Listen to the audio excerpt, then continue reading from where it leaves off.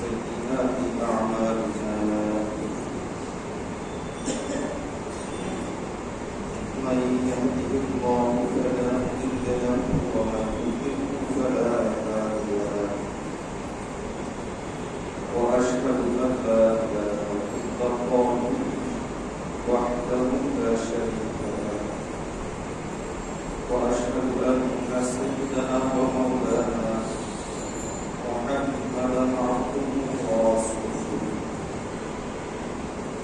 صلى الله تعالى عليه وعلى آله وأصحابه وبارك وسلم تسليما كثيرا أما بعد فأعوذ بالله من الشيطان الرجيم بسم الله الرحمن الرحيم وهو العلي العظيم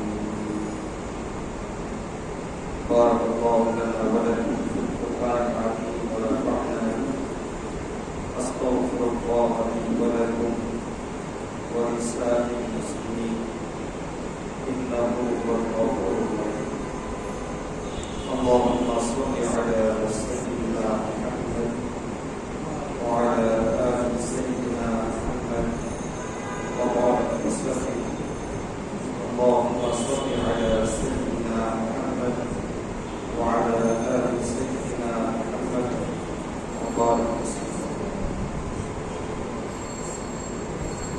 সমস্ত প্রশংসা আল্লাহ তাআলার জন্য আল্লাহ তাআলা আমাদেরকে আজকে এখানে আল্লাহর জন্য কিছু সময় বের করে আল্লাহকে রাজি খুশি করার উদ্দেশ্যে আসার এবং বসার অবদান করেছেন আলহামদুলিল্লাহ। আজকে আপনাদের সামনে কোরআনের শ্রেষ্ঠ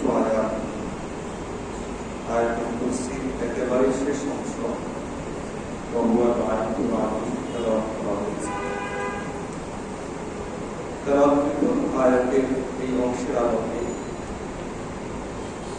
আমরা আলহামদুলিল্লাহ বেশ কয়েক সপ্তাহ থেকেই তাফসীর শুনে আসছি এবং আমরা লক্ষ্য করেছি এই আয়াতে যেহেতু আল্লাহ তাআলা তার বড়ত্ব মহত্ব এবং মর্যাদা উল্লেখ করেছেন এবং যেহেতু আল্লাহ গুণের দিক থেকেও বড়, সত্যের দিক থেকেও বড়, সব দিক থেকে আল্লাহ বড়, সেহেতু আল্লাহর বড়ত্ব এবং আল্লাহর এই মহত্ব আল্লাহর জন্য সাব্যস্ত করা আমাদের জন্য অপরিহার্য, তার ইমানের অংশ।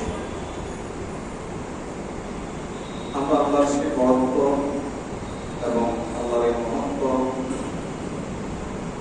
আল্লাহর জন্য সাব্যস্ত করব কিভাবে এই বিষয়ে আলোচনা করতে গিয়ে বলেছিলাম প্রথমত কমপক্ষে 5টি দিক থেকে আল্লাহর সঙ্গে অন্য কাউকে সম্পর্ক সাব্যস্ত করা যাবে। তখন থেকে আজকে হলো শেষটি, বাকি 4টি সম্পর্কে আমরা পিছনে আলোচনা করেছি আলহামদুলিল্লাহ। এবং 5 নম্বর বিষয় ছিল ভয় করতে হবে সবচাইতে বেশি আল্লাহকে, আর আশাও রাখতে হবে সবচাইতে বেশি আল্লাহর কাছে। সুতরাং ভয়ের দিক থেকে এবং আশার দিক থেকে আল্লাহর সঙ্গে অন্য কাউকে সম্পর্ক সাব্যস্ত করা যাবে।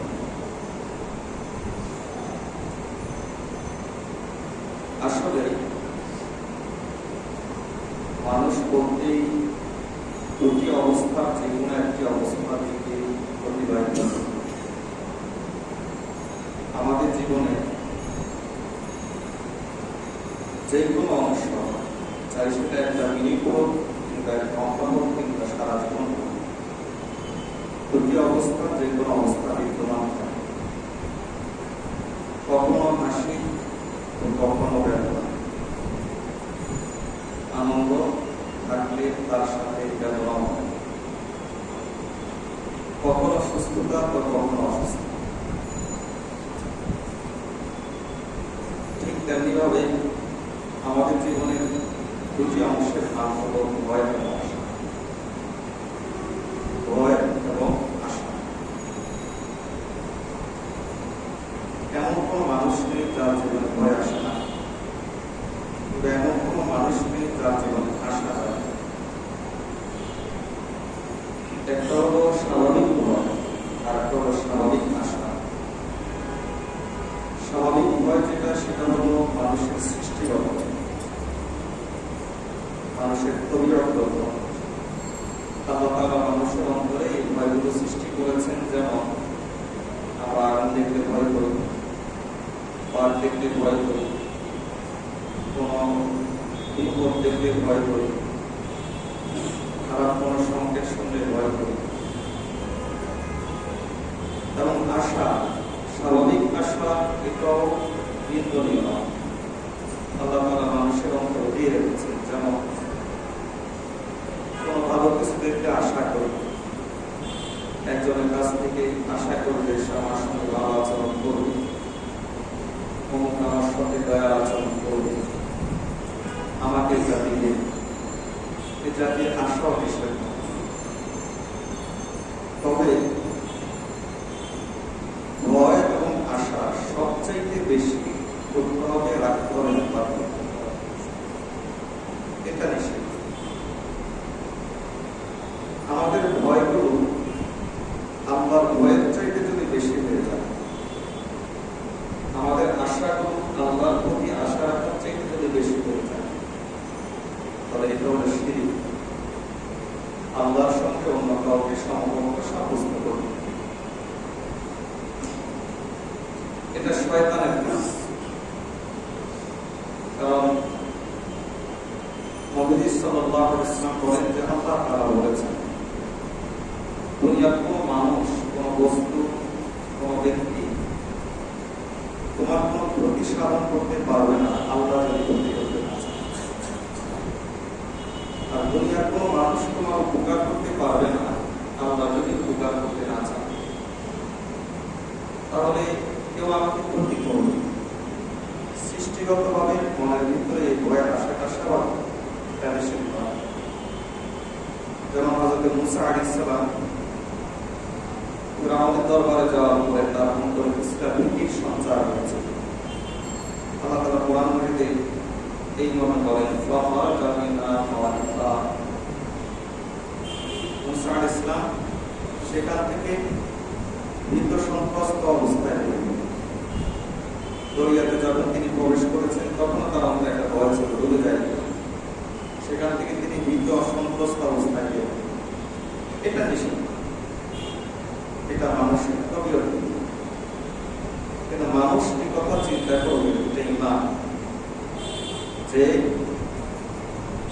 এই সৃষ্টিগত ভয়ের পাশাপাশি আমাদের চেতনা, আমাদের মানসিকতাটা এমন হবে যে দুনিয়ার কোন শক্তি আমার ক্ষতি সাধন করতে পারবে না, তার কে না চাই।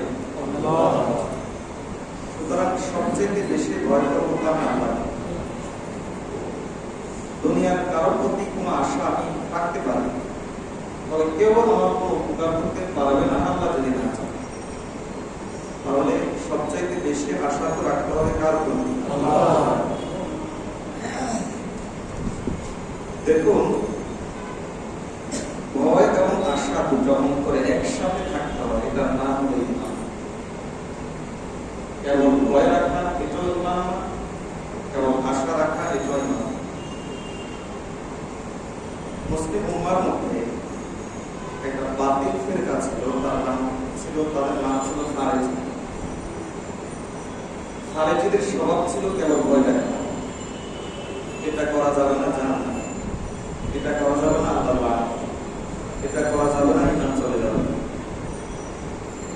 এজন্য তারা বলে থাকে যে মিথ্যা কথা বললে ঈমান চলে যাবে, কবিরা গুনাহ করলে ঈমান চলে যাবে।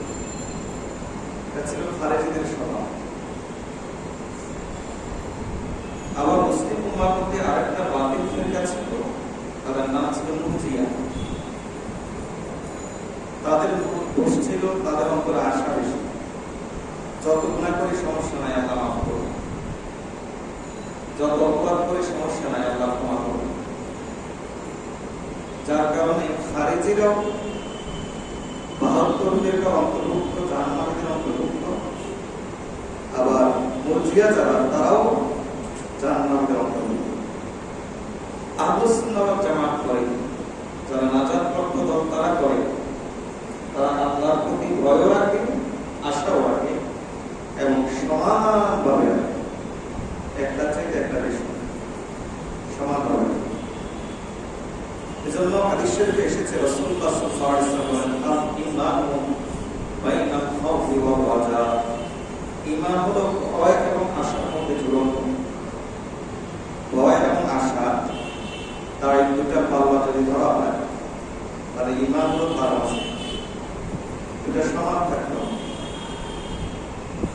তবে হ্যাঁ, জীবনের কিছু অধ্যায়ে ভয় বেশি থাকতে হবে, কিছু অধ্যায়ে আশা বেশি থাকতে হবে, তাহলেই ব্যালেন্স করা হবে। জীবনের কিছু অংশে ভয় বেশি থাকতে হবে, কিছু পরিস্থিতিতে ভয় বেশি থাকতে হবে, কিছু পরিস্থিতিতে আশা বেশি থাকতে হবে, তাহলেই ব্যালেন্সটা ঠিক থাকে। অন্যথায় ব্যালেন্স নষ্ট হয়ে গেলে একজন মানুষ সে গোমরা হয়ে যায়, পথভ্রষ্ট হয়ে যায়। সলফে সালেহিনের মধ্যে একটা কথা প্রসিদ্ধ আছে, সেই কথাটা হলো আল্লাহর মহাব্বত, এটা হলো ইবাদতের রুকন, মূল ইবাদতের মগজ। আর ইবাদতের দুটা পাখা আছে, দুটা ডানা আছে। একটা ডানার নাম হলো ভয়, আল্লাহর প্রতি ভয়, আর আরেকটা ডানার নাম হলো আল্লাহর প্রতি আশা। আল্লাহর মহব্বতের সঙ্গে আল্লাহর প্রতি ভয় এবং আল্লাহর প্রতি আশা যদি একসাথে থাকে তাহলে এই অন্তর সফর করে আল্লাহ পর্যন্ত পৌঁছতে পারে।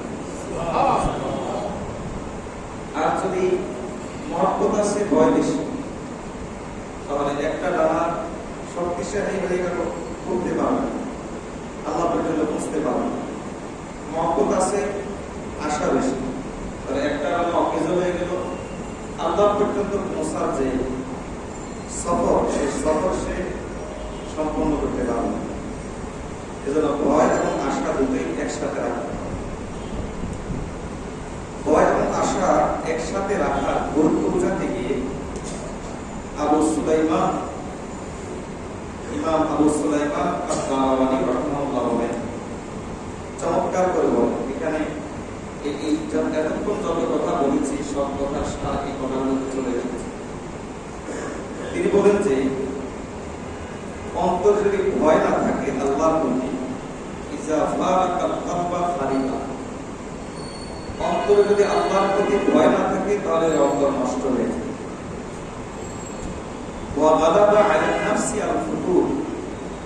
তখন অন্তরের উপর অলসতা চেপে বসে, ইবাদতের ব্যাপারে উদাসীনতা চেপে বসে। আল্লাহর ভয় অন্তরে না থাকলে অন্তর অলসতা আসবে, ইবাদতে উদাসীনতা এবং এবং মন চাহি জিন্দেগির প্রতি আকর্ষণ বেড়ে যায়। তার ভয় না থাকলে, আল্লাহর ভয় না। দেখেন তো কথাগুলো আমাদের জীবনের সাথে মিলে। আল্লাহর ভয় না থাকলে তাহলে যেমন জিন্দেগি, যেমন চাই তেমন জিন্দেগি যাপন করব, খাওয়া ভর্তি করবো, এর নাম জীবন। এর প্রতি মানুষের আকর্ষণ বেড়ে যাবে। তিনি বলেন যে এই যে অন্তরে এই রোগগুলো, এর চিকিৎসা হলো এই রোগগুলোর চিকিৎসা হলো আল্লাহর প্রতি ভয় রাখা।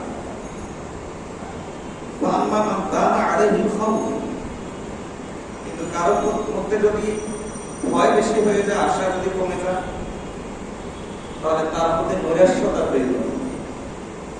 মনে হবে যে আমি জীবনে আর মাফ পাবো না, জান্নাত আমার জন্য না, আল্লাহর রহমত আমার জন্য। অথচ ভয় সৃষ্টি করা, অতিরিক্ত আবার নৈরাশ্যতা সৃষ্টি করা, এটা কার কাজ? শয়তানের কাজ। এটা কার কাজ? এজন্য তিনি বলেন যে এই নৈরাশ্যতা, অতিরিক্ত ভয়ের কারণে তোমার অন্তরে তৈরি হবে, তাহলে চিকিৎসা করবা আশা দিয়ে, আল্লাহর প্রতি আশা তুমি পোষণ দেখবে যে রোগের সাথে কেটে এবং তুমি আল্লাহর রহমতের প্রশস্ততা নিয়ে চিন্তা করো যে আল্লাহর রহমত কত বড়, তাহলে দেখবে যে তোমার অন্তর থেকে রোগের সাথে কেটে যাবে। এজন্য হাদিসের মধ্যে এসেছে রাসূলুল্লাহ সাল্লাল্লাহু আলাইহি ওয়াসাল্লাম বলেন, "লাফযিনা খাওফুল মুমিনি ওয়া ওয়াজাহুহু আ'তাদাবা।" মুমিনের ভয় এবং আশাকে যদি ওজন করা হয় তাহলে দুটো সমান। আল্লাহ আমাদেরকে আল্লাহর প্রতি ভয় এবং আশা রাখার তৌফিক দান করুন। আমিন। আল্লাহর প্রতি ভয় এবং আশা দুটোরই একসঙ্গে আলোচনা করেছেন আল্লাহ তাআলা কোরআন মাজিদের বিভিন্ন আয়াতে। যেমন আল্লাহ তাআলা বলেন, "ওয়ালা ইয়াকমানু মাকরাল্লাহি ইল্লা কওমুল খাসিরুন।" আল্লাহর ধরা থেকে কোন ব্যক্তি নিরাপদ থাকতে পারে না। আল্লাহ আমাকে ধরা দিবেন, আল্লাহ আমাকে ধরবেন, আল্লাহর কাছে জবাবদিহিতা আছে আমার, এই কথা থেকে, এই চিন্তা থেকে কোন ব্যক্তি নিরাপদ বসে থাকতে পারে না। তবে তারাই বসে থাকে যারা ধ্বংস হয়ে গেছে। এখানে আল্লাহ কিসের কথা বললেন? বলেন ভয়ের কথা। কিসের কথা বললেন? ভয়ের কথা। আবার অন্য আয়াত আল্লাহ তাআলা বলেন, "ইন্নাহু লা ইয়াইতাসু মির রাহমাতিল্লাহি ইল্লা কওমুল কাফিরুন।" আল্লাহর রহমত থেকে নিরাশ হয় একমাত্র কাফের সম্প্রদায়। তাহলে এখানে আল্লাহ কিসের কথা বলেন? আশার কথা। অন্য আয়াত আল্লাহ তাআলা বলেন, "নাব্বি ইবাদি আন্নী আনাল গফুরুর রহিম।" এই আয়াতটার মধ্যে সবচেয়ে বেশি চমৎকার অর্থ এসেছে। আল্লাহ তাআলা বলেন, "নাব্বি ইবাদি আন্নী আনাল গফুরুর রহিম ওয়া আন্না আযাবি হুয়াল আযাবুল আলীম।" আমার বান্দাকে হে নবী আপনি সংবাদ দিয়ে দিন যে আমি আল্লাহ খুব মাফকারী এবং খুব দয়াবান। সুবহানাল্লাহ। আবার পরক্ষণে আল্লাহ বলেন, এইও সংবাদ দিন, এই সংবাদটা আপনি দিয়ে দিন, ওয়া আন্না আযাবি হুয়াল আযাবুল আলীম, আমার শাস্তির চাইতে শক্ত শাস্তি, কঠিন শাস্তি আর কোন হবে না। তাহলে একসাথে আল্লাহ আশাও দিয়েছেন, একসাথে আল্লাহ ভয়ও দিয়েছেন। অন্য আয়াতে আল্লাহ তাআলা বলেন, ইয়াদউনা রাব্বাহুম খাওফান ওয়া তামাআ। মুমিন আল্লাহকে ডাকে ভয়ের সাথে এবং আশার সাথে। অন্য আয়াতে আল্লাহ তাআলা বলেন, ওয়া মা কানা লিল মুমিনিনা রাহিমা ওয়া কানা লিল মুমিনিনা রাহিমা। আল্লাহ কেবলমাত্র ঈমানদারের কথা আছে। এই আয়াতের মধ্যে ভয়ের দিকও আছে, আশার দিকও আছে। ভয়ের দিক কি? আলহামদুলিল্লাহ আমরা মুমিন, কাজেই দয়া আমাদের জন্যই হবে। কিয়ামতের ময়দানে দয়া আমাদের জন্যই হবে, কারণ আমরা মুমিন। আবার ভয়ের দিকও আছে, ঈমানের সাথে মরতে পারবো। আল্লাহ তো অবশ্যই দয়া করবেন মুমিনের উপর, কিন্তু আমি কিসে মুমিনের কাতারে অন্তর্ভুক্ত হয়ে মরতে পারবো? তাহলে এই আয়াতে ভয়ের দিকও আছে, আশার দিকও আছে। আমরা এই দুটি জিনিস যখন বুঝলাম যে আল্লাহর ভয় এবং আশা দুটোই একসাথে রাখতে হয়, এবার আমরা আসি আলাদা আলাদা করে দুটা সম্পর্কে আলোচনা। প্রথমত আল্লাহর ভয় সম্পর্কে, দ্বিতীয়ত আমরা আল্লাহর রহমতের প্রতি আশা সম্পর্কে। এতটুকু আমরা বুঝেছি যে আল্লাহর প্রতি ভয় রাখতে হয় এবং আল্লাহর প্রতি আশাও রাখতে হয়। এবার আমরা আলাদা আলাদা করে আলোচনা করবো যে আল্লাহর প্রতি ভয় রাখার গুরুত্ব কি। নাম্বার 2, আল্লাহর প্রতি ভয় রাখার তরিকা কি, পদ্ধতি কি, আল্লাহর আযাবের ভয় রাখার পদ্ধতি।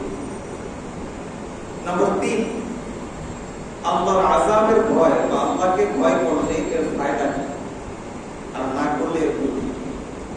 আমরা আমাদের আলোচনাকে ভয়ের ব্যাপারে 3 ভাগে ভাগ করব। নাম্বার 1 হলো আল্লাহকে ভয় করার গুরুত্ব। নাম্বার 2 হলো আল্লাহকে ভয় করার পদ্ধতি। আমি আপনাকে যদি জিজ্ঞেস করি আপনি আল্লাহকে ভয় করেন কিনা, তাহলে এই প্রশ্নটা আপনাকে কেন, যে কাউকে করলে সবাই বলবে যে হ্যাঁ ভয় তো করি, তো ভাই গুনাহ ছাড়েন না কেন, তখন আর কোনো উত্তর নাই। তাহলে বোঝা গেল যে আসলে আমরা আল্লাহকে ভয় করি। কেবল ভয় করি দাবি করলেই হয় না। এই ভয় করার পদ্ধতিটা কি? নাম্বার 3 হলো যে এই ভয় করলে লাভ কি, আর না করলে ক্ষতি। আমরা আমাদের আলোচনাকে 3 ভাগে ভাগ করব। প্রথম ভাগে আসি আল্লাহকে ভয় করার গুরুত্ব। আল্লাহ তাআলা কোরআন মাজিদের মধ্যে বলেন, ইন্নামা ইউখাউফিকুম ইন্নামা যালিকুমুশ শাইতানু ইন্নামা যালিকুমুশ শাইতানু ইউখাউফিকু আউলিয়াআহু ওয়া লা তাখশাউন নাসা ওয়াখশাউনি ওয়া লা তাখাফুন ওয়াখাফুনি ইন কুনতুম মুমিনিন। আল্লাহ বলেন যে শয়তান তার বন্ধুদেরকে ভয় দেখায়, হে মুমিন তুমি তো মুমিন, কাজে তুমি ভয় করবে আমাকে, অন্য কাউকে না। আল্লাহ কোন নেতাকে ভয় করতে বলেন না, কোন সরকারকে ভয় করতে বলেন, অথবা কোন ক্ষতি, জেল, জুলুম ইত্যাদিকে ভয় করতে বলেন। আল্লাহ বলেছেন কাকে ভয় করতে? আল্লাহ বলেন যে আমাকে ভয় করো যদি তুমি মুমিন। এই আয়াতের থেকে বোঝা যায় যে মুমিন হতে হলে ঈমান যদি টিকাইতে হয়, ঈমান যদি রক্ষা করতে হয়, তাহলে সবচেয়ে বেশি ভয় করতে হবে কাকে? আল্লাহ।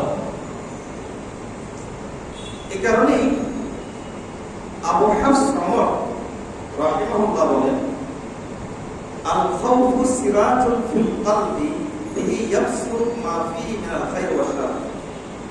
আল্লাহর প্রতি ভয় এটা এমন এক বিষয়, এমন এক বস্তু, এটা মানুষের অন্তরে চলে আসলে সে সব ধরনের কল্যাণ আর সব ধরনের ক্ষতি বুঝতে পারে, দেখতে পারে এবং সরাসরি সে অনুধাবন করতে পারে। আল্লাহর প্রতি ভয় অন্তরে আসলে কোনটাতে আমার লাভ আর কোনটাতে আমার ক্ষতি এটা আমি স্পষ্ট বুঝতে পারি, কারণ আমি সবচাইতে বেশি ভয় করি কাকে? আল্লাহ। কাজেই আমার পরিবার অভাবে মারা যাবে, এজন্য আমি হারাম ইনকাম করব, এই ভয় আমি হারাম ইনকাম করব।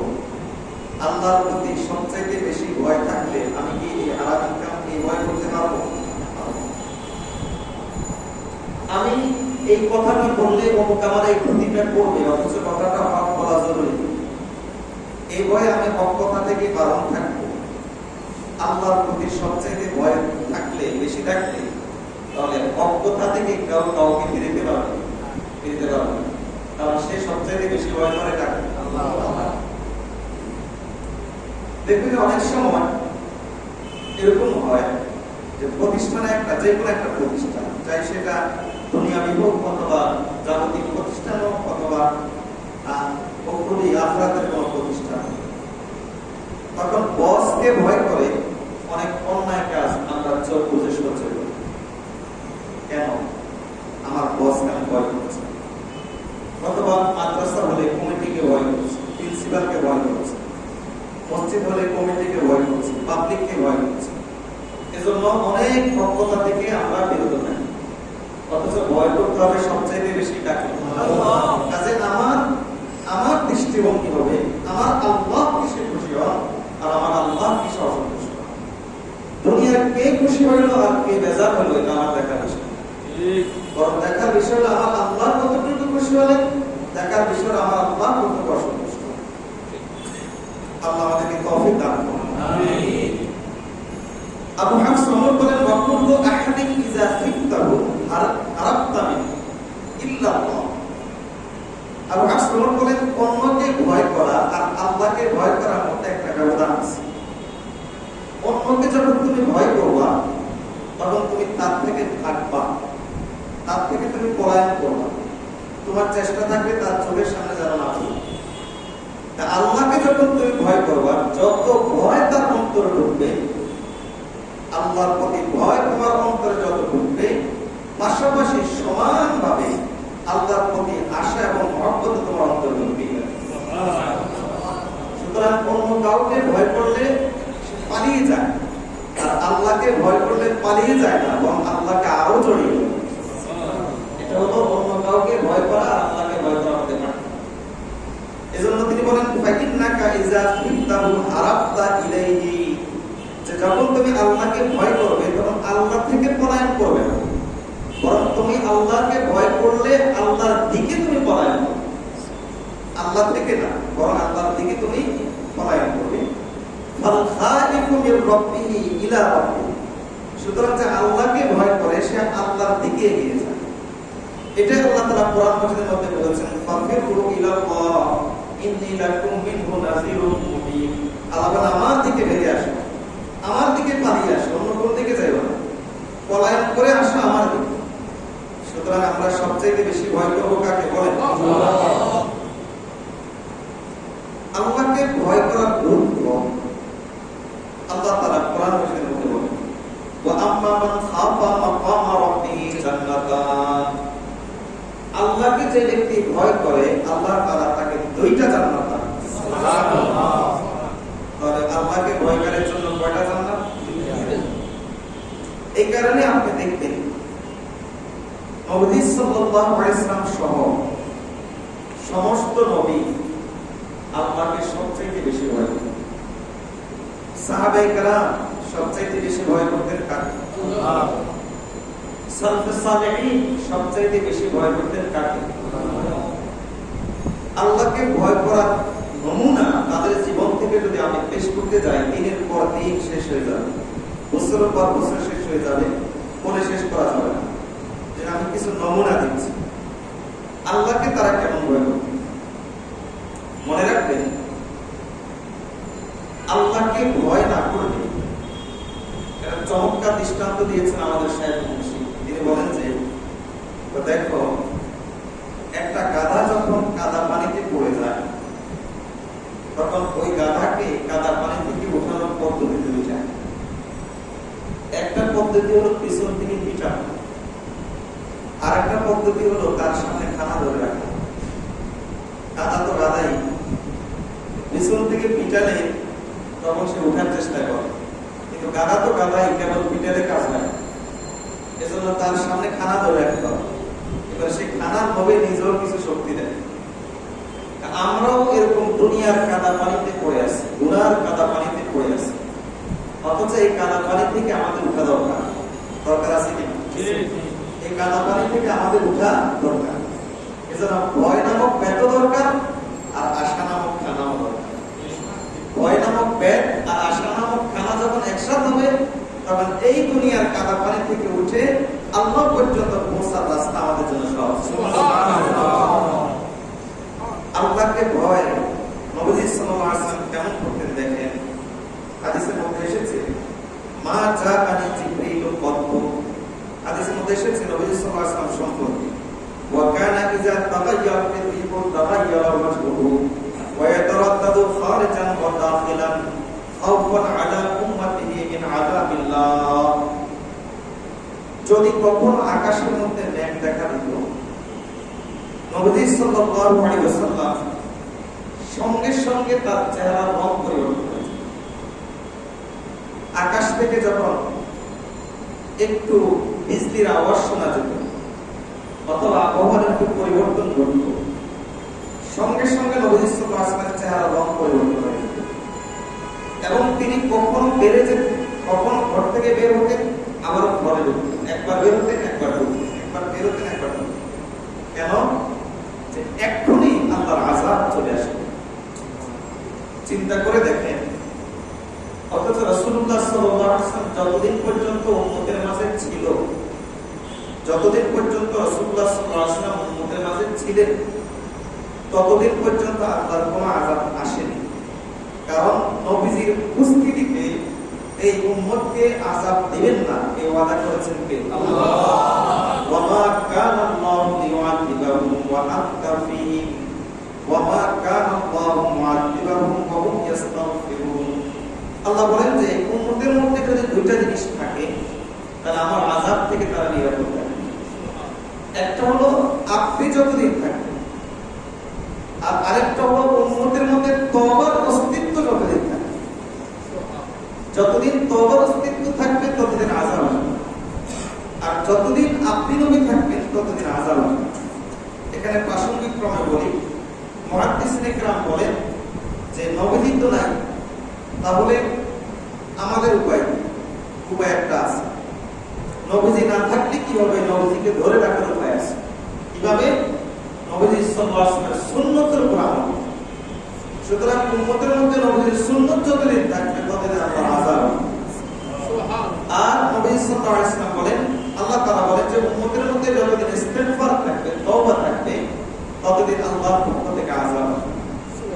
এজন্য হাফিজ ইবনে তাইমিয়া রাহমাতুল্লাহ আলাইহি বলেন যে এই উম্মতের জন্য দুইটা নিরাপত্তা ব্যবস্থা আছে।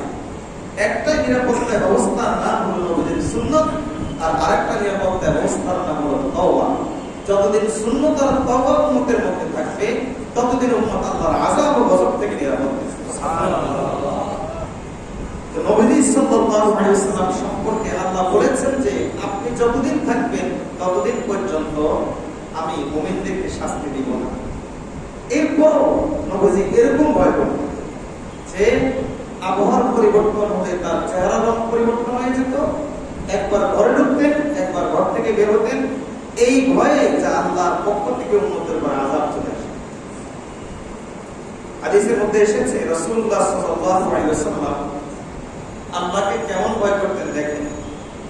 কানা রাসূলুল্লাহ সাল্লাল্লাহু আলাইহি ওয়াসাল্লাম ইযা ওয়াকাফা ইউসাল্লি আল-লাইলা ইসমাউ লিদা'iহি ওয়াকফুন কাওয়াকফিল মাতার। নবী সাল্লাল্লাহু আলাইহি ওয়াসাল্লাম রাতের বেলায় যখন নামাজের জন্য উঠতেন, আল্লাহর ভয়ে তার চোখের পানি এমন ভাবে বের হতো, বৃষ্টির ফোঁটা যেমন টপ টপ করে বের হলে পড়লে, বৃষ্টির ফোঁটা যেমন টপ টপ করে জমিনের মধ্যে পড়লে এক প্রকার আওয়াজ হবে, আওয়াজের একটা ঠিক তেমনি ভাবে নবী সাল্লাল্লাহু আলাইহি ওয়াসাল্লামের চোখ থেকে এই পরিমাণ পানি পড়তো কেমন যেন বৃষ্টির ফোঁটায় টপ টপ করে। আল্লাহকে কেমন ভয়। হাদিসের মধ্যে এসেছে যে রাসূলুল্লাহ সাল্লাল্লাহু আলাইহি ওয়াসাল্লাম একদিন সারা রাত একটা আয়াত পড়ে কাটিয়ে দিলেন। সে আয়াতটা কি? আল্লাহুম্মা ইন তুআযিবহুম ফাইন্নাহুম ইবাদুক ওয়া ইন তাগফির লাহুম ফাইন্নাকা আনতাল গফুরুর রহিম। ওগো আল্লাহ, আপনি যদি আমার উম্মতকে শাস্তি দেন তাহলে কাকে শাস্তি দিবেন? এরা তো আপনারই বান্দা।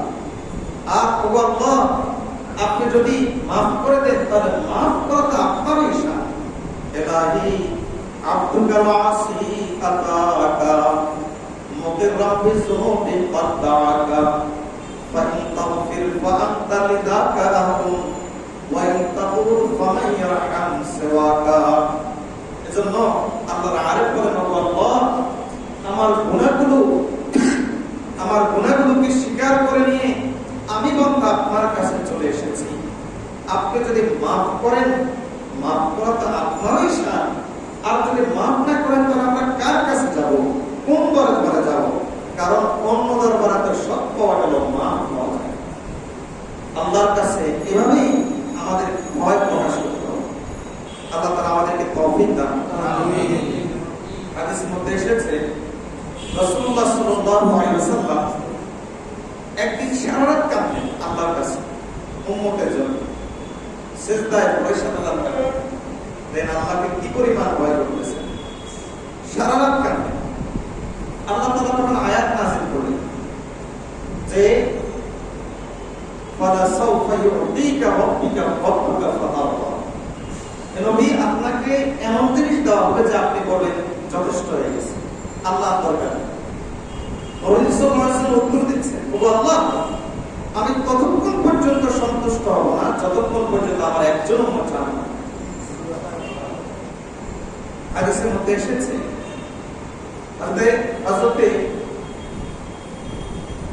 হযরত আব্দুল্লাহ ইবনে ওমর রাদিয়াল্লাহু তাআলা হাফসা রাদিয়াল্লাহু তাআলা আনহার ভাই। হাফসা রাদিয়াল্লাহু তাআলা আনহা ছিলেন আমাদের আম্মা জান। হযরত ওমর রাদিয়াল্লাহু তাআলা আনহুর মেয়ে, আমাদের নবীর স্ত্রী, আব্দুল্লাহ ইবনে ওমরের ভাই। বোনের বাসায় গেছেন ভাই আব্দুল্লাহ ইবনে ওমর রাদিয়াল্লাহু তাআলা। বোনের বাসায় ভাই গিয়ে রাতের বেলা ইবাদতের জন্য উঠেছে। আব্দুল্লাহ ইবনে ওমর রাদিয়াল্লাহু তাআলা ব্যক্তিগত জীবনে অনেক বেশি ইবাদত করতেন এবং তিনি ইবাদত গুজার হিসাবে সাহাবায়ে কেরামের মধ্যে খুব প্রসিদ্ধ ছিলেন, নবীর আশিক হিসাবে প্রসিদ্ধ ছিলেন। আব্দুল্লাহ ইবনে ওমর রাদিয়াল্লাহু তাআলা রাতের তাহাজ্জুদে উঠে কোরআন তেলাওয়াত করতেছেন। হাফসা রাদিয়াল্লাহু তাআলা আনহা এবং নবী সাল্লাল্লাহু আলাইহি ওয়াসাল্লাম একই বালিশে শোয়া, একই সেখানে শোয়া। নবী সাল্লাল্লাহু আলাইহি ওয়াসাল্লামের গাল হাফসা রাদিয়াল্লাহু তাআলার গালের সাথে লাগানো, স্বামী স্ত্রীর মহব্বত। একজনের গালের সাথে না একজন গাল লাগিয়ে শুয়ে আছে। হাফসা রাদিয়াল্লাহু তাআলা বলেন যে আমি হঠাৎ করে লক্ষ্য করলাম যে আমার গালের মধ্যে গরম কিছু, অন্ধকারের ভিতরে হাত দিলাম, বুঝলাম যে নবীজির কাজ। আমি বললাম যে ইয়া রাসূলুল্লাহ সাল্লাল্লাহু আলাইহি ওয়াসাল্লাম আপনি কাঁদছেন কেন?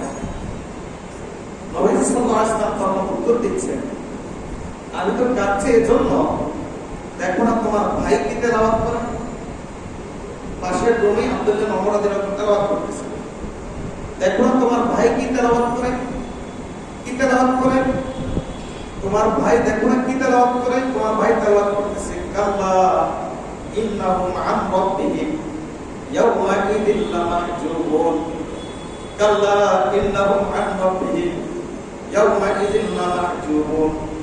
কিয়ামতের দিন কিছু লোক এমন হবে যাদের সঙ্গে আল্লাহ তাআলা দিদার দিবেন না, যাদের সঙ্গে আল্লাহ তাআলা সাক্ষাৎ করবেন না। আমাদের মাশায়েখগণ তো লেখেন, আর জাহান্নামের শাস্তি কি? জাহান্নামের শাস্তির চাইতে বহুগুণে কঠিন শাস্তি হলো আল্লাহ তাআলা কাউকে তার দিদার থেকে মাহরুম করবেন।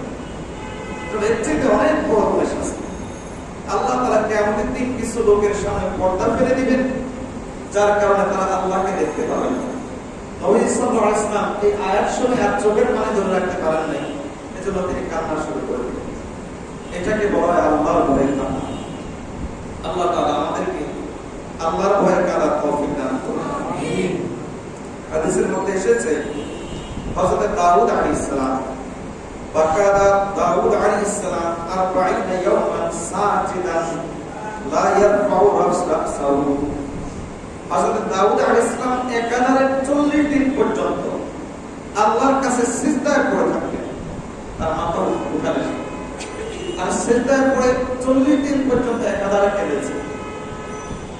এরপর দেখেন দাউদ আলাইহিস সালাম মাথা উঠিয়ে বলেন, ইয়া রব আমা তারহামু বুকাই, ওগো আল্লাহ আমার এত কাঁদা দেখে আপনার কি দয়া আসে না? তখন আল্লাহ তাআলা উত্তর দিচ্ছেন, ফাআউহাল্লাহু ইয়া দাউদ নাসিতা যামবাকা ওয়া যাকারতা বুকাআক। হে দাউদ, তোমার গুনার কথা তুমি ভুলে গেলে আর আমার কাছে কিছু কাঁদছো, এটার কথা তুমি স্মরণ করিয়ে দিলে। আমাদের অবস্থা তো এমন, একটু ইবাদত করেই মনে করি যে সব কেল্লাফত হয়ে গেছে। গুনার কথা আমরা মনে রাখি না, গুনার কারণে যে আমরা জাহান্নামের কোন দরজায় পৌঁছে আছি সেই কথা আমরা মনে রাখি। হযরত ইব্রাহিম আলাইহিস সালাম তার সম্পর্কে এসেছে হাদিসের মধ্যে, কানা কাসীরাল বাকা। ইব্রাহিম আলাইহিস সালাম কানা কাসীরাল বুকা। ইব্রাহিম আলাইহিস সালাম খুব কাঁদতেন আল্লাহর কাছে। তো একদিন ইব্রাহিম আলাইহিস সালাম আল্লাহর কাছে কাঁদছেন, খুব কান্নাকাটি করছেন। ফাআতাহু জিবরিল, জিবরাইল আলাইহিস সালাম আসলেন। জিবরাইল আলাইহিস সালাম এসে বললেন যে রব আল্লাহ তাআলা ইউলিকা সালাম, আল্লাহ তাআলা আপনাকে সালাম পাঠিয়েছেন এবং তিনি বলেছেন আল রাআইতা খালিলান ইয়াকামু খালিলাহু। তিনি আপনাকে এই সংবাদ পাঠিয়েছেন যে আপনাকে বলতে বলেছেন যে কোন বন্ধুকে ভয় পেতে কখনো কি তুমি দেখেছো? অর্থাৎ ইব্রাহিম আলাইহিস সালাম তো ছিলেন আল্লাহর বন্ধু, এইজন্য আল্লাহ তাআলা সালাম পাঠিয়ে বললেন বন্ধুকে ভয় পেতে পারে, এটাকে তুমি দেখেছো? এত কানা দরকার। ইব্রাহিম আলাইহিস সালাম তখন সাথে সাথে জিবরাইল আলাইহিস সালামকে উত্তর দিচ্ছেন, হে জিবরাইল, ইজা যুকিরতু খাতিআতি নাসিতু কুল্লাতি। হে জিবরাইল, আমি যখন আমার ভুলের কথা স্মরণ করি, আমার ভুলের কথা যখন আমার মনে পড়ে, তখন আমি এই কথা ভুলে যাই আল্লাহ যে আমার বন্ধু, এই কথা আমার মনে থাকে না। দেখেন ইব্রাহিম আলাইহিস সালাম ভুল কতটুকু ভুল ছিল। ইব্রাহিম আলাইহিস সালাম তো নবী ছিলেন, কখনো গুনাহ তো করেন। তিনি শুধু মূর্তি পূজারীরা যখন মেলাতে গিয়ে একসঙ্গে মূর্তি পূজার দাওয়াত দিয়েছে, ইব্রাহিম আলাইহিস সালাম তখন বলেছিলেন ইন্নী সাকিম, আমি অসুস্থ দ্বারা তিনি উদ্দেশ্য নিয়েছেন আমার মন ভালো না। মিথ্যা বলেন না। আজকাল আমরা মিথ্যা এমন ভাবে বলি যেভাবে একজন দাঁড়ি দাওয়াত দেয় পরিপূর্ণ বিশ্বাসের সাথে, আমরাও মিথ্যা বলি পরিপূর্ণ বিশ্বাস। হযরত ইব্রাহিম আলাইহিস সালাম কতটুকু ভুল করেছে? এতটুকু ভুল। তিনি বলেছেন ইন্নী সাকিম।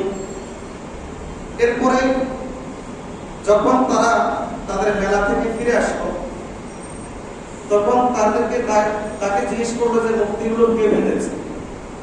ইব্রাহিম আলাইহিস সালাম তখন আমি ভেঙেছি এই কথা না বলে তিনি বলেন যে তোমরা তোমাদের বড় মূর্তিকে জিজ্ঞেস করো, কোরআনটা তো তার কাঁধের মধ্যে আছে, বা ফাআলাহু কাবীরু, তার হইতে পারে বড়টা এমন করেছে।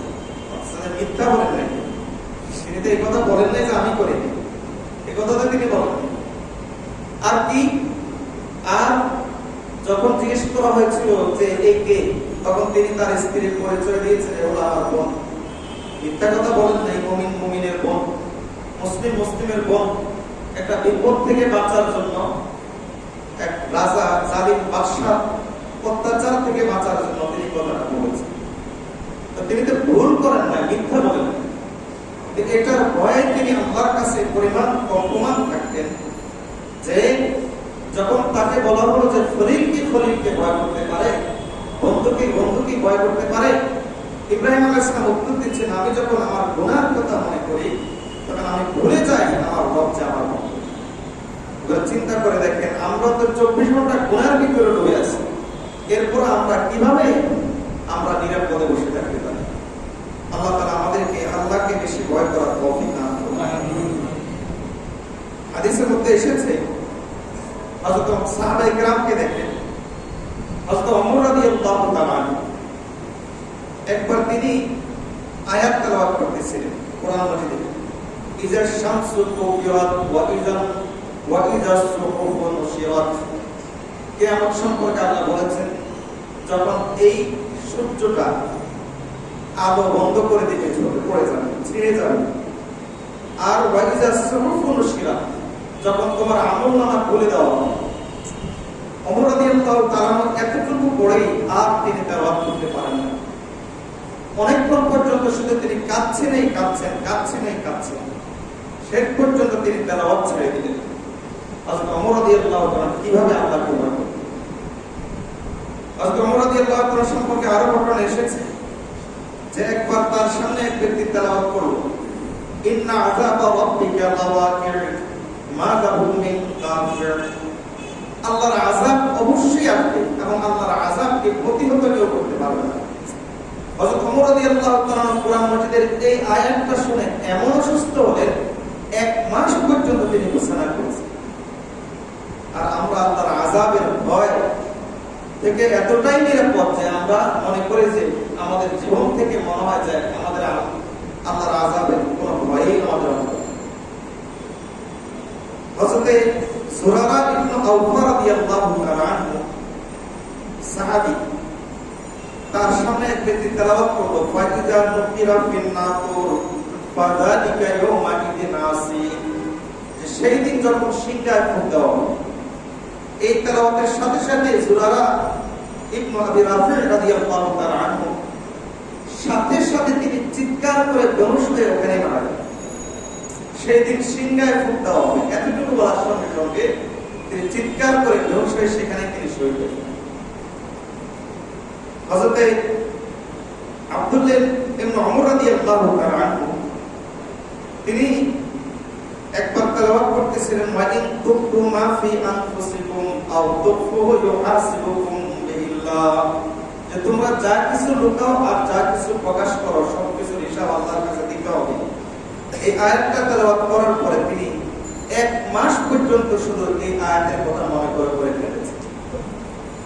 হযরত সালমান ফারসি রাদিয়াল্লাহু তাআলা আনহু তিনি একবার তেলাওয়াত করতেছিলেন, ওয়া ইন্না জাহান্নামা লামাউইদুহুম আজমাইন। জাহান্নাম অত্যন্ত কঠিন জায়গা সকলের জন্য। হযরত সালমান ফারসি রাদিয়াল্লাহু তাআলা এই আয়াতের এই জায়গাতে এসে এমন ভাবে চিৎকার দিলেন, চিৎকার দিয়ে সাথে সাথে তিনি সেখানে বেহুশ হয়ে গেলেন। হযরত আব্দুল্লাহ ইবনে আব্বাস রাদিয়াল্লাহু তাআলা একবার তিনি তেলাওয়াত করতেছিলেন, ওয়াজাআত সাকরাতুল মাউতি বিল হাক্কি যালিকা মা কুনতু মিনহু তাহিদ। প্রত্যেকের জন্য মওতের সাকরাত। আব্দুল্লাহ ইবনে আব্বাস রাদিয়াল্লাহু তাআলা এই আয়াত তেলাওয়াত করে চিৎকার দিয়ে সেখানে তিনি বেহুশ হয়ে গেলেন। পরবর্তীতে অন্যরা ধরাধরি করে তাকে নিয়ে গেল এবং অনেকক্ষণ পর তার হুঁশ আসে। হযরত আবু মুসা আল-আশআরী রাদিয়াল্লাহু তাআলা এই আয়াত শুনে তিনি চিৎকার দিয়ে বেহুশ হয়ে যেতেন। সেই আয়াতটা হলো এই, ইয়া আইয়ুহাল ইনসানু মা গররাকা বিরাব্বিকাল কারীম, হে মানুষ, তোমাকে তোমার রব থেকে, দয়াময় রব থেকে কিসে ধোঁকায় ফেলে দিল? এই আয়াত শুনে হযরত আবু মুসা আল-আশআরী রাদিয়াল্লাহু তাআলা বেহুশ হয়ে যেতেন। সাহাবায়ে কেরাম রাদিয়াল্লাহু তাআলা এভাবে আল্লাহকে ভয় করতেন। আল্লাহ তাআলা আমাদেরকে এইভাবেই আল্লাহকে ভয় করার তৌফিক দান করুন। আল্লাহকে ভয় করার গুরুত্ব আমরা বুঝলাম এবং সালফে সালেহীন আল্লাহকে কি পরিমাণ ভয় করতেন এটাও আমরা শুনলাম। এ থেকে আল্লাহকে ভয় করার গুরুত্বটা আমাদের অন্তরে কিছুটা অনুধাবন হয়েছে, আলহামদুলিল্লাহ। আমাদের আলোচনার দ্বিতীয় অংশ, আল্লাহকে ভয় করব কিভাবে, কিভাবে আল্লাহর ভয় আমাদের অন্তরে বেশি করে আনবো। আর তৃতীয় অংশ হলো আল্লাহকে ভয় করার লাভ কি আর আল্লাহকে ভয় না করার ক্ষতি। এই দুই অংশ সম্পর্কে ইনশাআল্লাহ আগামী তাফসীরে আলোচনা করব, আল্লাহ যদি তৌফিক দান করেন। এরপরে হলো আল্লাহর রহমতের প্রতি আশা করি, আশা রাখি ইনশাআল্লাহ এই রমজান আসার আগে আয়াতুল কুরসির তাফসীর শেষ হবে ইনশাআল্লাহ, আল্লাহ যদি তৌফিক দান করেন। এরপর আপনাদের পরামর্শ মতে কোন আয়াতের প্রতি বা কোন বিশেষ সূরার প্রতি আপনাদের যদি বিশেষ কোন আগ্রহ থাকে আমাকে জানাবেন, ইনশাআল্লাহ আমরা ওই আয়াতের অথবা বিশেষ সূরার তাফসীর শুনব ইনশাআল্লাহ। আল্লাহ আমাদেরকে তৌফিক দান করুন। বাকি সূরা ইয়াসিনের কথা বলবেন না, এর কারণ হলো সূরা ইয়াসিনের তাফসীর চলছে 22 বাড়ি মসজিদে, কাজে এই সূরা ইয়াসিন আর বাইতুল কলা মসজিদে সেখানে ধারাবাহিকভাবে চলতেছে। সূরা ইয়াসিন বা নির্দিষ্ট কোনো সূরা না, একবারে কোরআন মাজিদের শুরু থেকে আমরা ইনশাআল্লাহ এখন আছি সূরা আলে ইমরানের এই শুরু থেকে আয়াতগুলোতে আমরা আছি। এই প্রায় 10-12 বছর পর্যন্ত তাফসীর চলেছে, আলহামদুলিল্লাহ। আমরা ধারাবাহিকভাবে এখন এই পর্যায়ে আছি। আল্লাহ তাআলা আমাদেরকে তাফসীর অনুধাবন করার তৌফিক দান করুন। এরপরে এই সূরা ইয়াসিনের শুরু থেকে পাঠ ছাড়া আর যদি বিশেষ কোনো সূরার প্রতি আপনাদের কারো আগ্রহ থাকে তাফসীর শোনার, তাহলে বলবেন আমাকে, ইনশাআল্লাহ ওখান থেকে আমরা তাফসীর শুরু করব। আগে আয়াতুল কুরসি শেষ হবে।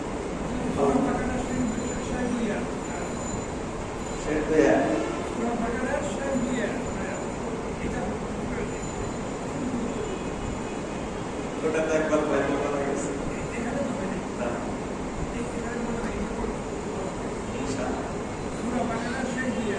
ইনশাআল্লাহ দোয়া করেন আল্লাহ যেন মনে রাখেন। দুরূদ শরীফ আল্লাহুম্মা সাল্লি আলা সাইয়্যিদিনা মুহাম্মদ ওয়া আলা আলি সাইয়্যিদিনা মুহাম্মদ ওয়া বারিক ওয়াসাল্লাম। আল্লাহুম্মা সাল্লি আলা সাইয়্যিদিনা মুহাম্মদ ওয়া আলা আলি সাইয়্যিদিনা মুহাম্মদ ওয়া বারিক ওয়াসাল্লাম। আল্লাহুম্মা সাল্লি আলা সাইয়্যিদিনা মুহাম্মদ ওয়া আলা আলি সাইয়্যিদিনা মুহাম্মদ ওয়া বারিক ওয়াসাল্লাম। অসুস্থ রোগী আছে, আমাদের মধ্যেও কেউ অসুস্থ থাকতে পারে। যদি কেউ অসুস্থ থাকে তাহলে নিয়ত করে নেবেন, আমরা সকল অসুস্থ রোগীর জন্য দোয়া করবো। আমিন। আসআলুল্লাহ আযীম রব্বুল আরশিল আযীম ইয়াশফিয়া। আমিন। আসআলুল্লাহ আযীম রব্বুল আরশিল আযীম ইয়াশফিয়া। আমিন। আসআলুল্লাহ আযীম রব্বুল আরশিল আযীম ইয়াশফিয়া। আমিন। আসআলুল্লাহ আযীম রব্বুল আরশিল আযীম ইয়াশফিয়া। আমিন। আসআলুল্লাহ আযীম রব্বুল আরশিল আযীম ইয়াশফিয়া। আমিন। আসআলুল্লাহ আযীম রব্বুল আরশিল আযীম ইয়াশফিয়া। আমিন। আসআলুল্লাহ আযীম রব্বুল আরশিল আযীম ইয়াশফিয়া। আমিন। লা বা'সা লাহু ইনশাআল্লাহ। এটা খুব গুরুত্বপূর্ণ দোয়া, অসুস্থ রোগীদের জন্য খুব গুরুত্বপূর্ণ। তিরমিজির হাদিসের মধ্যে এসেছে অসুস্থতা যদি এমন না হয় যে ওই রোগের কারণে তার মৃত্যু, তাহলে আল্লাহ তাআলা তাকে অবশ্যই সেবা দান করবেন। আমার স্মৃতিতে আছে তিনটা ঘটনা, ছোট করে বলি যাতে আগ্রহ তৈরি হয় এবং আপনারা মুখস্থ করবেন। আরো 5-7 বছর আগে আমার মনে পড়ে যে এক আত্মা এসেছিলেন আমার কাছে যে দোয়ার জন্য। অসুস্থ পরের দিন ইন্ডিয়া যাবে, তো কাগজ পত্র দেখালেন যে পরের দিন ইন্ডিয়া যাবে। আমি দোয়াটা পড়েছি। উনি পরের দিন আমাকে ফোন দিলেন, বলেছিলেন আমার কাছে ভালো লাগতেছে, মনে হয় আমি না গেলেই ভালো। আমি বললাম যেটা আপনার ব্যাপার। আমি মাঝে মাঝে ফোন দিব, আপনি দোয়াটা পড়ে দিন। মাঝে মাঝে ফোন দিত, প্রতিদিন ফোন দিত লাগাতার, এবার কয়েকদিন চলছে। পরে টেস্ট করালো, ক্যান্সার ছিল। টেস্ট করালো যে দেখে যে আলহামদুলিল্লাহ অনেক সুস্থ। অর্থাৎ ওই রোগের কারণে তার মৃত্যু লেখা ছিল, এই জন্য আল্লাহ তাআলা তাকে কি করে দিয়েছেন? সেবা দিয়েছেন। আমাদের মিরপুর দারুল আশরাফ মাদ্রাসাতে একজন উস্তাদ, হাদিসের কিতাব পড়াতেন, মুহাদ্দিস মানুষ। ওনার একজন ক্যান্সার হয়েছিল, ব্লাড ক্যান্সার। এটা তো মারাই যায় মানুষ। তো উনি করলেন কি, বেচারা টাকা পয়সা নাই, দেখলেন যে চিকিৎসার খরচ অনেক, চিকিৎসা করতে পারে না, এটা এই লাইন বাদ দিয়ে দিচ্ছেন, যেহেতু টাকা পয়সা নাই। তিনি এবার করলেন কি, যত বড় বড় আলেম আছে, বুজুর্গ আলেম, তাদের সঙ্গে দেখা করা শুরু করলেন এবং তাদের থেকে দোয়া নেওয়া শুরু করলেন, পানি পড়া এবং সবার মুখ থেকে বলতে যে দোয়াটা পড়া। কয়েক মাস পরে আবার পরীক্ষা করলেন, দেখে যে আলহামদুলিল্লাহ ব্লাড ক্যান্সার নাই। এর অর্থ হলো এই রোগের কারণে তার মৃত্যু লেখা নাই, এজন্য আল্লাহ তাআলা তাকে শিফা দিয়েছেন। এমন এক দোয়া যে এই রোগের কারণে যদি মৃত্যু লেখা না থাকে, আর কোনো রোগীকে উদ্দেশ্য করে যদি দোয়া পড়ে, উপস্থিত যারা শুনবে তারা যদি আমিন বলে, তাহলে আল্লাহ তাআলা তাকে অবশ্যই অবশ্যই শিফা দান করবেন। সুবহানাল্লাহ। মুখস্থ করবেন না ইনশাআল্লাহ? খুব সংক্ষিপ্ত দোয়া, একবার পড়ে নিন। আসআলুল্লাহাল আযীম রব্বাল আরশিল আযীম আন ইয়াশফিয়াকা। আমরা অক্ষর করে পড়ি আন ইয়াশফিয়াকা। আসআলুল্লাহাল আযীম রব্বাল আরশিল আযীম। আলহামদুলিল্লাহি রাব্বিল আলামিন ওয়াসসালাতু ওয়াসসালামু আলা আশরাফিল আমবিয়া'i ওয়াল মুরসালিন ওয়া আলা আলিহি ওয়া আসহাবিহি আজমাইন। ربنا ظلمنا أنفسنا وإن لم تغفر لنا وترحمنا لنكونن من الخاسرين. ربنا آتنا في الدنيا حسنة وفي الآخرة حسنة وقنا عذاب النار. رب ارحمهما كما ربياني صغيرا. يا الله يا الله গুনাহগার বান্দারা, গুনাহগার বান্দীরা আপনার শাহী দরবারে রব্বে করিম, মাওলাই করিম, আমাদের জিন্দেগীর গুনাহগুলো মাফ করুন। ইয়া আল্লাহ, আমাদের গুনাহের কারণে যদি আপনি শাস্তি দেন, তাহলে আপনি যত বড় আপনার আযাব হতে বড় হয়ে যাবে। ইয়া আল্লাহ, আমরা দুনিয়াতে সামান্য পিঁপড়ার কামড়ে করে উঠি, একটা ভাইরাস আক্রমণ করলে বিছানায় পড়ে যায়, বেশি গরম হলে সহ্য হয় না, বেশি শীত হলে সহ্য হয় না, একটু দুঃসংবাদ শুনলে চোখের পানি চলে আসে। আমরা এতই দুর্বল, এমন দুর্বল বান্দাদেরকে আপনি যদি জাহান্নামের শাস্তি দেন, আমরা কেমনে সহ্য করবো? সহ্য করার মতো শক্তি আমাদের নাই। আল্লাহ, আপনি দয়া করে আমাদেরকে মাফ করুন, আপনার রহমতের চাদরে আমাদেরকে ঢেকে নেন। আল্লাহ, আপনার ভয় সম্পর্কে আলোচনা এসেছে। আল্লাহ, আপনি আমাদেরকে আপনাকে সবচেয়ে বেশি ভয় করার তৌফিক দেন। বিশেষ করে আল্লাহ, যখন দরজা জানালা বন্ধ করব, যখন আশেপাশে কেউ থাকবে না, নির্জনতার মুহূর্তগুলোকে আপনাকে আল্লাহ সবচেয়ে বেশি ভয় করার তৌফিক দান। আল্লাহ, যখন একাকী হয়ে যায়, তার সাথে মোবাইলটাও থাকে, ইন্টারনেটের সংযোগ থাকে, তখন ভুলে যাই আপনি যে আমাদেরকে দেখতে পাচ্ছেন, ভুলে যাই যে আপনার সামনে আছি, ভুলে যাই যে আপনার সামনে বসে আপনার নাফরমানি হচ্ছে। আল্লাহ, তখন ওই মুহূর্তে আপনাকে সবচেয়ে বেশি ভয় করার তৌফিক দান। আল্লাহ, আপনার প্রতি ভয়, আযাবের ভয় আমাদের মন করে পরিমাণ তৈরি করে দেন, যাতে কোনো গুনাহ করার সাহস না হয়। আল্লাহ আপনার আযাবের ভয় আমাদের অন্তরে পরিমাণ তৈরি করে দেন, যাতে আল্লাহ কোন নামাজ কাজা করার সাহস না হয়। আপনার আযাবের ভয় আমাদের অন্তরে পরিমাণ তৈরি করে দেন, যাতে ব্যভিচারের প্রতি অগ্রসর হওয়ার সাহস না হয়। আল্লাহ, প্রাণপ্রিয় আল্লাহ, পাশাপাশি আপনার রহমতের প্রতি আশা আমাদের অন্তরে আপনি তৈরি করে দেন। আল্লাহ, প্রাণপ্রিয় আল্লাহ, আমরা আপনার গোলাম, আপনি আমাদের রব। নিজেদের গুনাহগুলোর কথা স্বীকার করে নিয়ে আপনার কাছে ভিক্ষার হাত ধরেছি। আমরা আশা করি আপনি আমাদেরকে মাফ করে দিবেন। আমাদের অবস্থা তো হলো ইউসুফ আলাইহিস সালামের ভাইদের মতো, যারা পরিপূর্ণ সামানত চায় কিন্তু মূল্য পরিশোধ করার ব্যবস্থা নেই। আল্লাহ, আমরা জান্নাত তো চাই, আপনার সন্তুষ্টি তো আমরা আপনার কাছে চাই, কিন্তু আপনার সন্তুষ্টি মাফিক কাজ আমাদের কাছে নাই। আল্লাহ, জান্নাত নেওয়ার মতো কাজ আমাদের কাছে নাই। এমন কোন আমল নাই যেটা উসিলা দিয়ে আপনার কাছে আপনার সন্তুষ্টি ভিক্ষা চাই।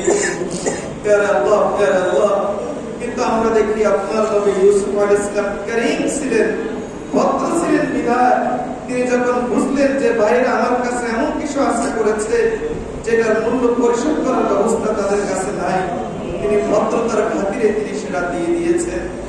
মূল্য ছাড়া তিনি সামানা দিয়ে দিয়েছেন। আল্লাহ, আপনার চাইতে বড় করিম তো আর কেউ নাই, আপনার চাইতে বড় করিম তো আর কেউ নাই। আল্লাহ, আমরা আপনার কাছে আশা করি আপনি আমাদেরকে জান্নাত দিয়ে দিবেন। আল্লাহ, আপনি আমাদেরকে নিরাশ করিয়েন না। আল্লাহ, আপনি আমাদেরকে আল্লাহ নিরাশ করিয়েন না। আল্লাহ, হযরত ইউসুফ আলাইহিস সালাম তার ভাইরা তার উপর এত জুলুম করেছে, তিনি ভাইদেরকে বললেন, লা তাসরিব আলাইকুমুল ইয়াউম, যতই জুলুম করো না কেন তোমাদের উপর আমার কোনো প্রতিশোধের মানসিকতা নাই, অভিযোগ নাই, ক্ষোভ নাই, রাগ নাই। আপনার নবী হযরত মুহাম্মদ সাল্লাল্লাহু আলাইহি ওয়াসাল্লাম তিনি মক্কার কাফিরদেরকে একই কথা বলেছেন যে তোমাদের উপর আমার কোনো রাগ ক্ষোভ নাই, আমি তোমাদেরকে মাফ করে দিলাম। আল্লাহ, এত বড় বড় দয়াবান আপনি সৃষ্টি করেছেন, এত বড় বড় দয়ালু আপনি তৈরি করেছেন, না জানি আপনি কত বড় দয়াবান, না জানি আপনি কত বড় দয়াবান।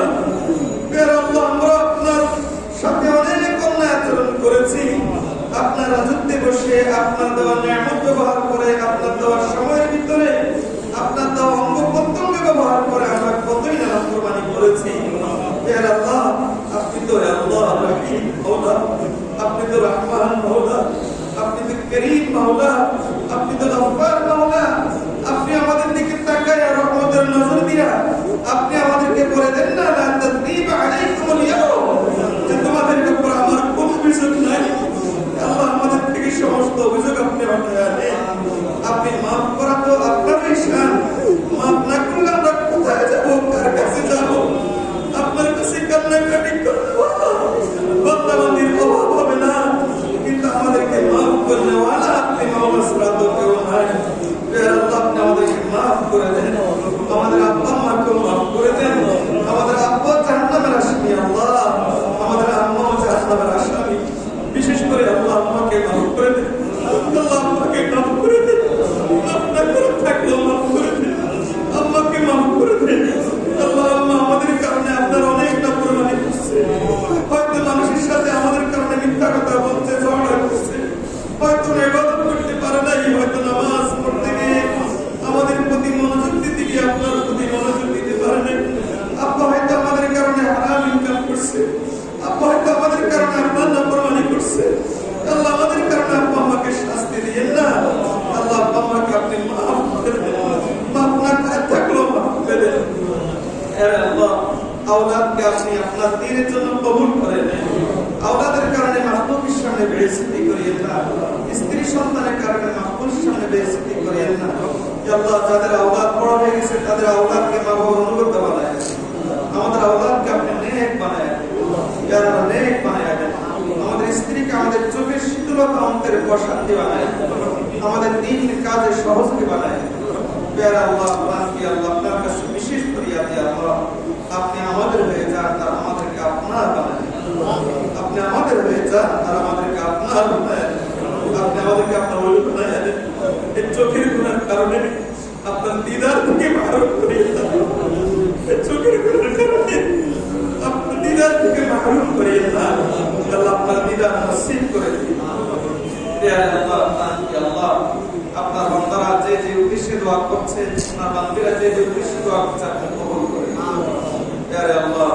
আল্লাহ এই আয়োজন তাফসীরের আয়োজন যাদের উসিলায় হয়েছে আল্লাহ আমরা তাদেরকে উত্তম জাযা দিতে পারবো না, আমাদের সেই সামর্থ্য নাই, সেই তৌফিক নাই আল্লাহ, আমাদের শক্তি সামর্থ্য সীমিত, আপনি আপনার শান অনুযায়ী তাদেরকে উত্তম জাযা দান। সুবহান রাব্বিকা রাব্বিল ইজ্জাতি আম্মা ইয়াসিফুন ওয়া সালামুন আলাল মুরসালিন। আসসালামু আলাইকুম।